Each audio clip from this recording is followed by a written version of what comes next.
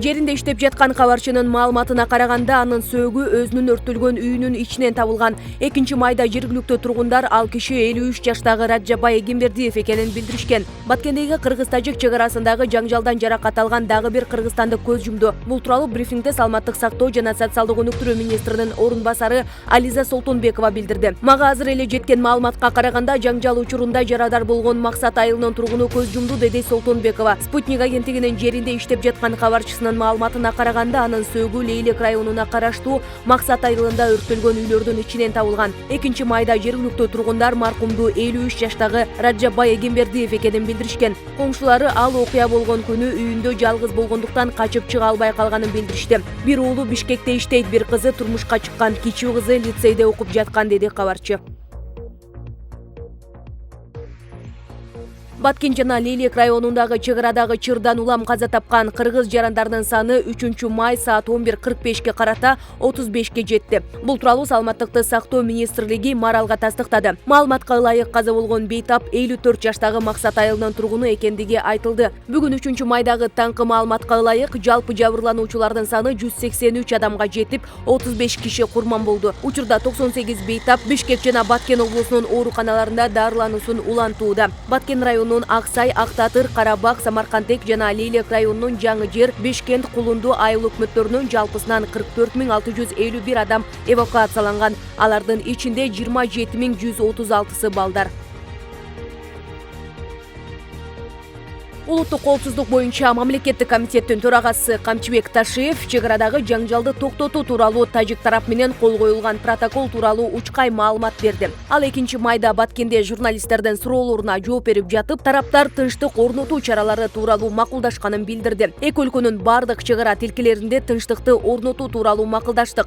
Биз протоколго тынчтыкты орнотуу ыкмалары тууралуу жаздык. Биринчи ыкма чек ара тилкелеринен оор техникаларды, чек арачыларга тиешелүү эмес курал-жарактарды жана адамдарды алып кетүү. Экинчи, ар бир мамлекет ошол жаңжалга чейин ээлеген жерин гана ээлеп калуу. Кимдир бирөө кайсы бир мамлекеттин аймагына кирип кетсе, ошол жерден адамдардын аскердик техникаларын чыгаруу тууралуу. Ушул пункттарды аткарылышы боюнча комиссия түзүү тууралуу макулдаштык, деди Ташиев. Кошумчалай кетсек, Баткен облусунда алдын ала алынган маалыматтарга ылайык 104 турак үй, 2 мектеп, 1 ФАП, 1 бала бакча, 1 ички иштер министринин имараты, 3 чек ара заставасы, 10 май куюучу жай, 8 дүкөн күйгөн. Бул тууралуу өкмөттүн Баткен облусундагы ыйгарым укуктуу өкүлүнүн басма сөз кызматы кабарлады.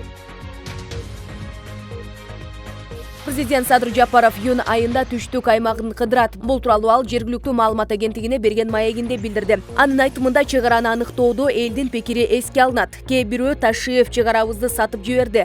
Кечээ патриот болчу, бүгүн патриот болбой калды деп кыйкырып жатпайбы? Камчыбек Ташиев экөөбүз бул тууралуу айтып келе жатканыбызга 16 жыл болду. Анда алардын кээ бирлеринин эне сүтү оозунан кете элек бала болчу. Биз дагы деле ошол позициябызда турабыз. Ошондуктан чек арадагы жарандарга, аянтка чыккандарга айтарым: тынч болгула. Майдын аягы июнь айларында бошоп калам. Ошондо түштүктү кыдырып чыгам. Жеринде эл менен жолугуп кеңешип чечебиз, деди ал. Пирамида телеканалына берген маегинде Садыр Жапаров чек араны делимитациялоо боюнча комиссияга жергиликтүү тургундардан дагы кошуларын белгиледи. Анын айтымында учурда чек ара боюнча биринчи этаптагы иштер жүрүүдө. Эпидемиологиялык кырдаалга байланыштуу вирустун жайылуусу боюнча Чүй облусу кызыл зонага кирди. Бул тууралуу республикалык вирустук инфекцияларды көзөмөлдөө боюнча илимий практикалык борбордун жетекчиси Зуредин Нурматов маалымат жыйындын жүрүшүндө билдирди. Бир суткада Чүй облусунда COVID-19дун 49 жаңы учуру катталган. Анын ичинен 40 учур лабораториялык, 9 учур клиникалык эпидемиологиялык симптом менен тастыкталды. Бишкек мурдагыдай эле кызыл зонада калууда. Ал эми Ысык көл сары зонада, калган 5 облус жашыл зонада турат, деди Нурматов. Ошондой эле ал Кыргызстан дүйнөлүк статистикада жашыл зонада экенин кошумчалады. Кыргызстанда 3 майга карата коронавирус дагы 277 адамдан аныкталды. Анын 212си Бишкекте, 49-у Чүй облусунда катталган. Сутка ичинде COVID-19 илдетинен 3 бейтап каза болду. Кыргызстанда пандемия башталгандан бери 96.337 адам коронавирус жуктурган. Алардын ичинен 89.921 киши айыгып чыкса, 1.622 адам каза болду.